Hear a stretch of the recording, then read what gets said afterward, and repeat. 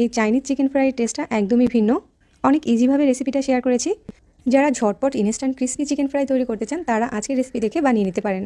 বাংলাদেশের Chinese restaurant style chicken fry বানানোর জন্য এখানে 1 কেজি পরিমাণ চিকেন নিয়েছি। চিকেনগুলোকে অলরেডি আমি খুব ভালোভাবে প্রসেসিং করে নিয়েছি। প্রথমে এই চিকেনের পিসগুলোকে ছুরির উল্টা সাইড দিয়ে এভাবে করে একটু থেতলে নিব। এতে করে মশলাটা প্রপারলি চিকেনের ভিতরে ঢুকবে আর খেতেও ভালো লাগবে। এরপর একটা কাঁটা চামচের সাহায্যে চিকেনগুলোকে একটু এভাবে খুঁচিয়ে দিচ্ছি। একইভাবে সবগুলো চিকেনের পিসকে প্রসেস করে নিব। সবগুলো চিকেনের পিস প্রসেস করা হয়ে গেলে এর সাথে কিছু মশলা অ্যাড করব। দিচ্ছি 1 টেবিল চামচ আদা বাটা, 1 টেবিল চামচ রসুন বাটা, 1 চামচ গরম মশলার গুঁড়া, সয়া সস 2 টেবিল চামচ। এখানে আমি লাইট সয়া সসটা ব্যবহার করেছি। হোয়াইট ভিনেগার দিচ্ছি 1 চামচ, কালো গোলমরিচের গুঁড়া দিচ্ছি 1 চামচ, লাল মরিচের গুঁড়া দিচ্ছি 1.5 চামচ। ঝালটা আপনি আপনার টেস্ট বাটের উপর ডিপেন্ড করে ব্যবহার করতে পারেন।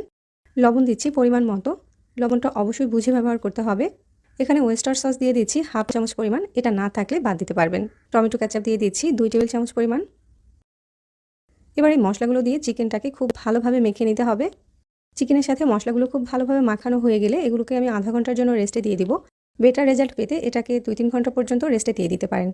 ঠিক আধা ঘন্টা পর্যন্ত চিকেনটাকে রেস্টে দেওয়ার পরে এখন এর সাথে দিয়ে দিচ্ছি 1/4 কাপ পরিমাণ ময়দা, 1/4 কাপ পরিমাণ কর্নফ্লাওয়ার, সেই সাথে দিয়ে দিচ্ছি একটা ডিম। এরপর এই চিকেনগুলোর সাথে সামান্য একটু ফুড কালার দিয়ে দিচ্ছি, এটা একেবারেই অপশনাল। আবারও এই চিকেনের টুকরোগুলোকে খুব ভালোভাবে ময়দার সাথে মাখিয়ে নিতে হবে। চিকেনগুলো মাখানোর সময় সামান্য একটু পানির প্রয়োজন হলে সেটা অ্যাড করতে পারেন, তবে খুব বেশি পরিমাণ পানি অ্যাড করা যাবে না। সবকিছু একসাথে ভালোভাবে মাখানো হয়ে গিয়েছে। এবার এই চিকেনগুলোকে ফ্রাই করে নিব। যেহেতু এই চিকেনগুলোকে আমি ডিপ ফ্রাই করব, সেজন্য পাত্রে পর্যাপ্ত পরিমাণ তেল গরম করে নিয়েছি। এরপর তেলের ভিতরে চিকেনের টুকরোগুলোকে দিয়ে দিচ্ছি। এই চিকেন ফ্রাইটা কোনোভাবেই ওভারক্রাউড করে ভাজা যাবে না, তাহলে উপরের যে কোটিংটা আছে সেটা খুলে আসতে পারে। প্রথম অবস্থাতে এই চিকেনগুলোকে ঘড়ি ধরে 4 মিনিটের মতো ফ্রাই করব।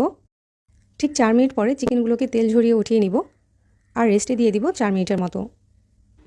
চিকেনগুলোকে দ্বিতীয়বার ফ্রাই করার আগে একটা কাঁটা চামচ দিয়ে এভাবে করে একটু কেচে দিতে হবে, বিশেষ করে হাড়ের পার্টটা।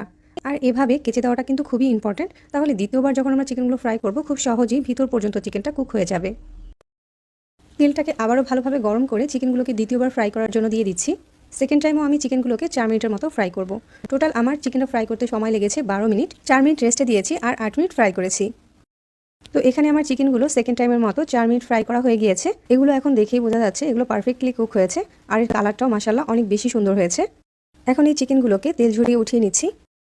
এই তো খুবই সহজে তৈরি করে নিয়েছি বাংলাদেশের চাইনিজ রেস্টুরেন্ট স্টাইলে চিকেন ফ্রাই। রিকোয়েস্ট থাকবে একবার হলেও এভাবে চিকেন ফ্রাই তৈরি করার জন্য। আশা করছি আজকের রেসিপি সবার কাছে ভালো লেগেছে। ভালো লাগলে আমার চ্যানেল সাবস্ক্রাইব করবেন আর ফেসবুক পেজটা ফলো করে রাখবেন। রেসিপি দেখার জন্য ধন্যবাদ জানিয়ে তাহলে এখানেই বিদায় নিচ্ছি। আল্লাহ হাফিজ।